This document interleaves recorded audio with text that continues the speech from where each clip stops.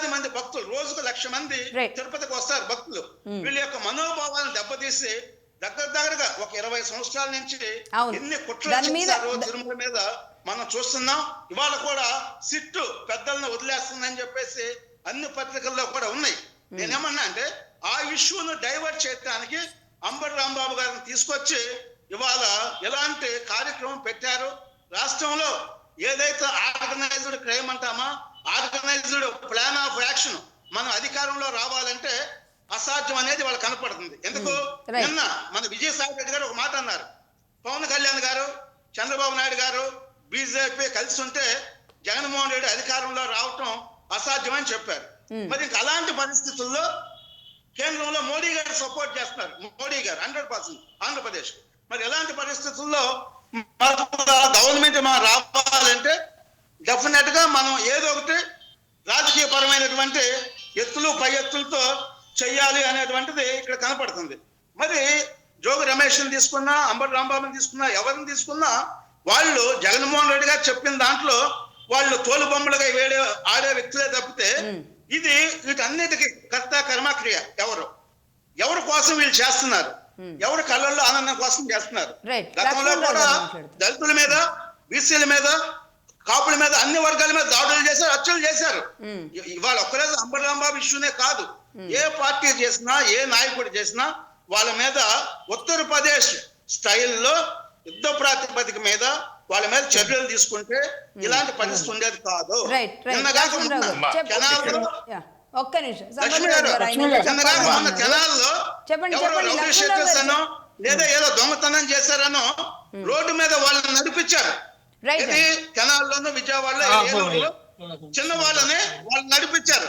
మరి ఈ రాష్ట్రంలో అల్లర్లు క్రియేట్ చేసి రాష్ట్రంలో గవర్నమెంట్ ని అస్థిరపరచడానికి, అదే విధంగా ఇండస్ట్రీస్ ఇవన్నీ చేసేటువంటి కుట్ర, ఒక మహాకుట్ర ఏదైతే ఉందో ఇలాంటి కుట్రలు చేసే వ్యక్తులు ఎందుకు సైలెంట్ గా ఉంటున్నారు, సరైన యాక్షన్ ఎందుకు తీసుకోవాలి ప్రభుత్వం ఆలోచించాలి, ముఖ్యమంత్రి గారు ఆలోచించాలి, అదే విధంగా ఉప ముఖ్యమంత్రి గారు.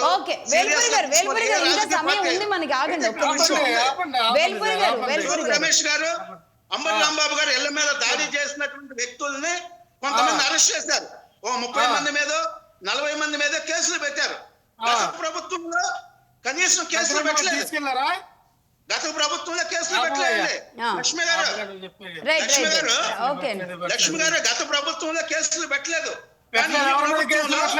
అంబటి రాంబాబు గారి మీద, జోగి రమేష్ గారి ఇంటి మీద దాడి చేసిన వ్యక్తుల మీద ఎఫ్ఐఆర్ కేసులు బుక్ చేశారు, కొంతమంది అరెస్ట్ చేశారు. చట్టం తన పని తను చేసుకోవాలి.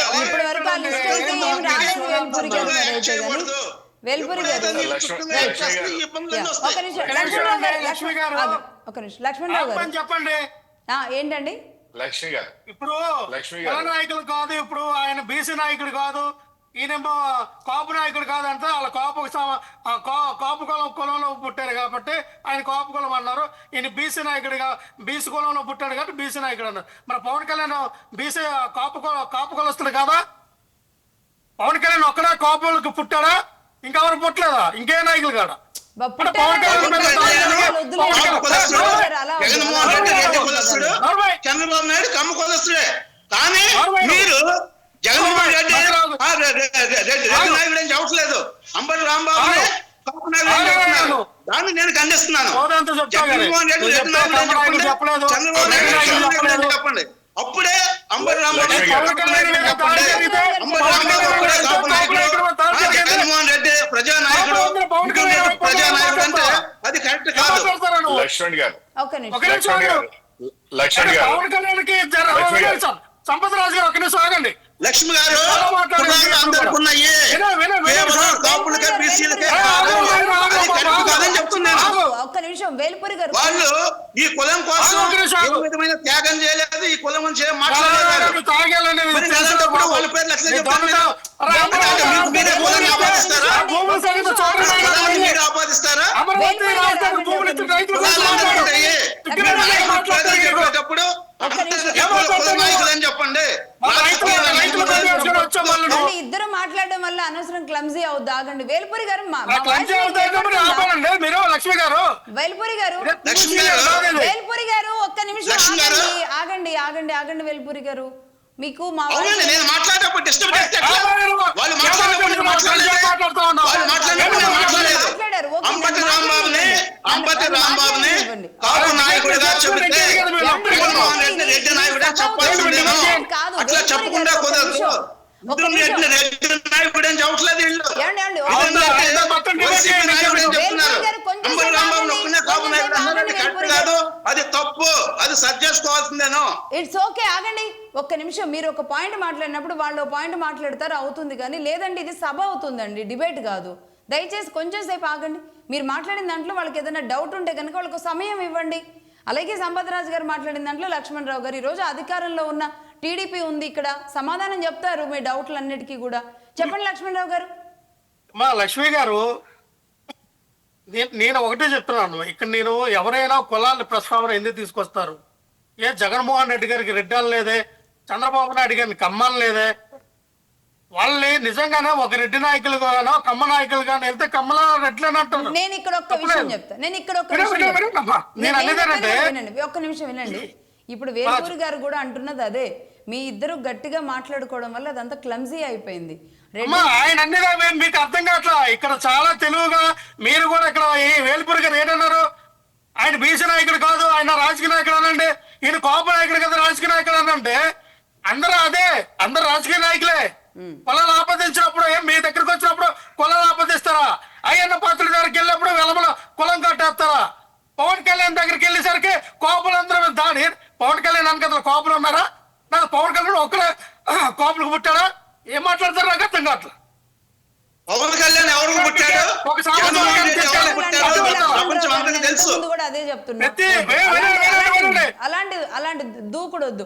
అంటే ఒక చిన్న ఇది కూడా ప్రతి పార్టీలో ప్రతి కులానికి సంబంధించిన నాయకులు ఉంటారు.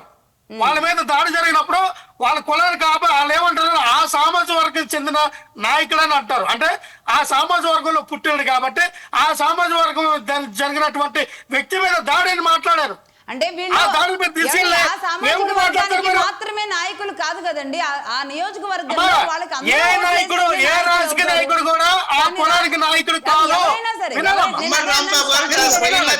ఇక్కడ అన్నిదేంటంటే అంబటి రాంబాబు గారు నాయకుడు కాదు, నేను కేవలం జగన్మోహన్ రెడ్డి డైరెక్షన్ లో పనిచేస్తానని ఆయన స్వయంగా చెప్పాడు.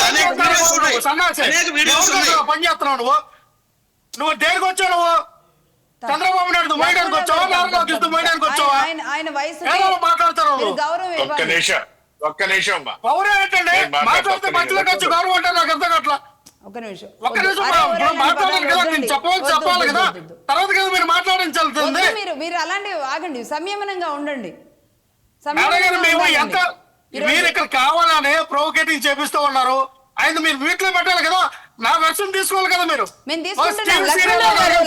తీసుకోకుండా ఇక్కడ ఆగండి, ఇద్దరు కలిసి మాట్లాడినప్పుడు ఇది క్లమ్జీ అవుతుంది. ఆగండి, అయినా ఆగండి. మీరు డిబేట్ లోనే ఒక్క నిమిషం, మీ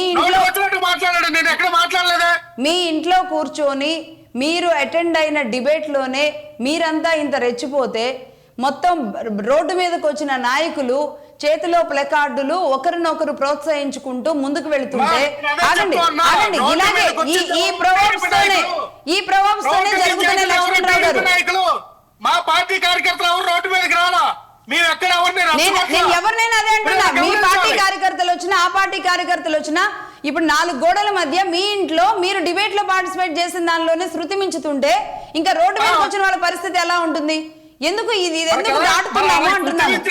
ఇటువంటి మాటలు మాట్లాడతారమ్మా. ఏమి లేనప్పుడు చంద్రబాబు నాయుడు వాళ్ళ ప్రసారం దగ్గరికి వెళ్ళి ఆ రకంగా అప్పుడు బూతులు తిట్టినప్పుడు లేదు. ఏమి లేనప్పుడు బూతులు ఎవరు తిట్టినా నేను ఎప్పుడు ఊరుకోలేదు లక్ష్మణరావు గారు. బూతులు ఎవరు నాకు అర్థం కావట్లేదు. లక్ష్మి గారు ఒకటి మాత్రం గుర్తుపెట్టుకోండి, రాష్ట్రంలో లా అండ్ ఆర్డర్ సరిగ్గా లేదు. శాంతి భద్రతలు ఎక్కడ కూడా ఎవరికి రక్షణ కల్పించే పద్ధతిలో లేవు. టోటల్ గా శాంతి భద్రతలు క్షీణించే. లక్ష్మి గారు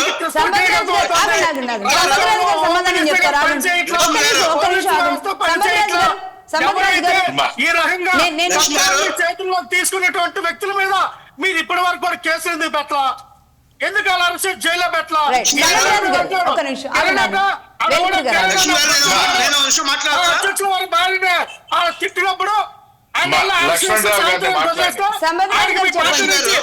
లక్షలు మీరే ఇస్తే ఏం మాట్లాడతారు? మీరు తిట్టించి మీరే బెయిల్ ఇప్పించి మీరే 5 లక్షలు 10 లక్షలు సాయం చేసి ఏ తమాషాలుగా ఉందా? ప్రజలకు తెలియదు అనుకుంటారా? ఎవరెవరు ఏం చేస్తూ ఉన్నాడో, ఎవరితో తిట్టిస్తూ ఉన్నాడో, ఏ రకం చేస్తూ ఉన్నాడు కర్తవ్యం అన్ని గుర్తు పెట్టుకుంటాం. ఒకటి మాత్రం గుర్తు పెట్టుకోండి, మేము వచ్చేటప్పుడు మాత్రం మీరు బతకడానికి పర్మిషన్ తీసుకున్న పరిస్థితిలో ఉండేటట్టుగా మీరు చేసుకుంటూ ఉన్నారు. ఇది మీకు మంచిది కాదు, ఇది మీ టీడీపీ నాయకులకి మంచిది కాదు. ఆంధ్రప్రదేశ్ రాష్ట్రంలో ఆంధ్రప్రదేశ్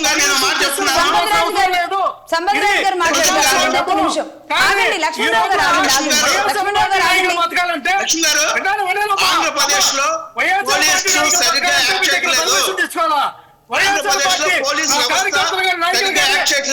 ఊర్లో కానీ ఉండాలంటే మరి ఆగ్రహం ఆయన ముస్లిం ఉండవు కాదు. లక్ష్మణ్ రావు మాట్లాడద్దు. లక్ష్మణ్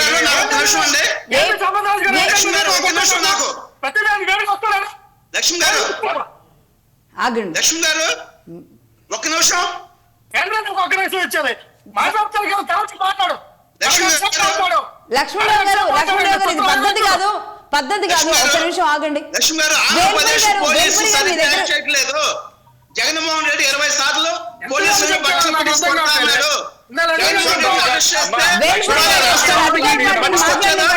అధికార పార్టీని మాట్లాడేవాళ్ళు ఒక్క నిమిషం ఆగండి.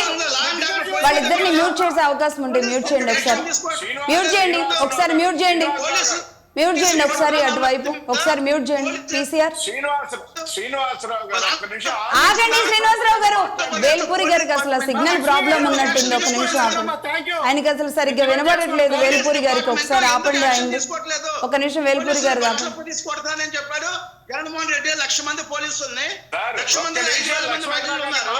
పోలీసుల్ని వేల్పూరి గారు ఆడియో ఆపండి. నాయకుడి మీద చర్యలు తీసుకోకుండా పోలీసు వ్యవస్థ ఏం చేస్తుంది, ప్రభుత్వం ఏం చేస్తుంది? వేల్పూరి గారు ఒక్క నిమిషం ఆగండి. ఏంటది? ఒక్క నిమిషం. మాట్లాడిన కారణం ఏంటంటే వేల్పూరి గారు, పోలీసులు బ్లాక్ మెయిల్ చేశాడు. వేల్పూరి గారు మా వాయిస్ వినబడుతుందా లేదా? ఒక నిమిషం చిన్న బ్రేక్ ఇవ్వండి. స్మాల్ బ్రేక్ తీసుకోండి. ఏ నాయకుడు గాని బ్రేక్ తీసుకోండి ఒకసారి. మాట్లాడతారు కూడా కారణం